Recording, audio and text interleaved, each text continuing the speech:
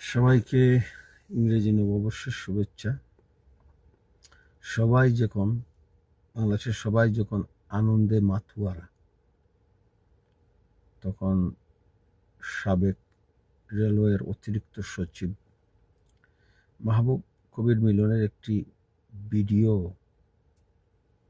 দেখে চোখে পানি রাখার মতো না, যে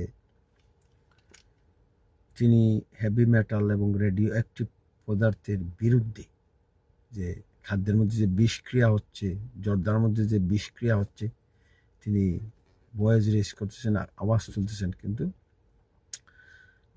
একটি রাষ্ট্র কতটুকু ক্যাপিটালিস্ট, লুঠার, মুনাফাবাদী হলে পড়ে যে তামাকজাত যে পণ্য উৎপাদন এর যে অধ্যাদেশ জারি হয়েছে, ওই অধ্যাদেশে মাহবুব করিম মিলন একটি লাইন শুধু তিনি, কয়েকটি লাইনই প্রস্তাব করেছেন, তো একটি লাইন তিনি প্রস্তাব করেছিলেন যে নতুন অধ্যাদেশে যে বাংলাদেশ তার কীটনাশক নিজে, আমরা যে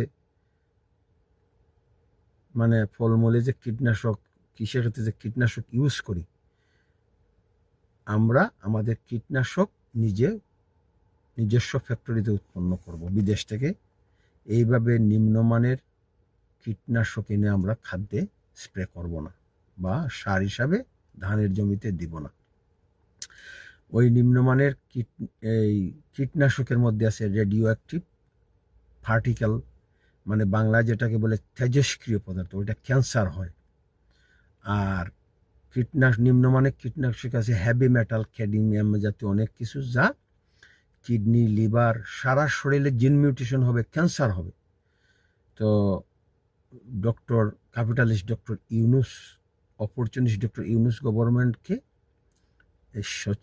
সাবেক সচিব মাহবুব কবির মিলন সাহেব তিনি অনুরোধ করেছিলেন যে নতুন অধ্যাদেশে একটি ওয়ার্ড, যে আমরা আমাদের কীটনাশক নিজস্ব ফ্যাক্টরিতে উৎপন্ন করবো, এইভাবে নিম্নমানের কীটনাশক দিয়ে আমরা আমাদের খাদ্যকে বিষক্রিয়াযুক্ত হতে দেব না।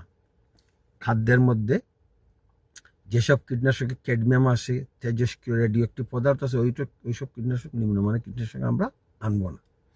কিন্তু সরকার তার রাজস্ব আয় বৃদ্ধির জন্য নিম্নমানের রেডিও অ্যাক্টিভ যুক্ত, হেভি মেটাল যুক্ত কীটনাশক আমদানি করতে দিচ্ছে ব্যবসায়ীরা প্রফিট করতেছে এবং গভর্নমেন্টকে রেভিনিউ দিচ্ছে। এগুলো পাবলিক হেলথ, জনগণ, কোটি কোটি জনগণ রেডিও অ্যাক্টিভ পদার্থ খাবারের সঙ্গে খেয়ে মরুক,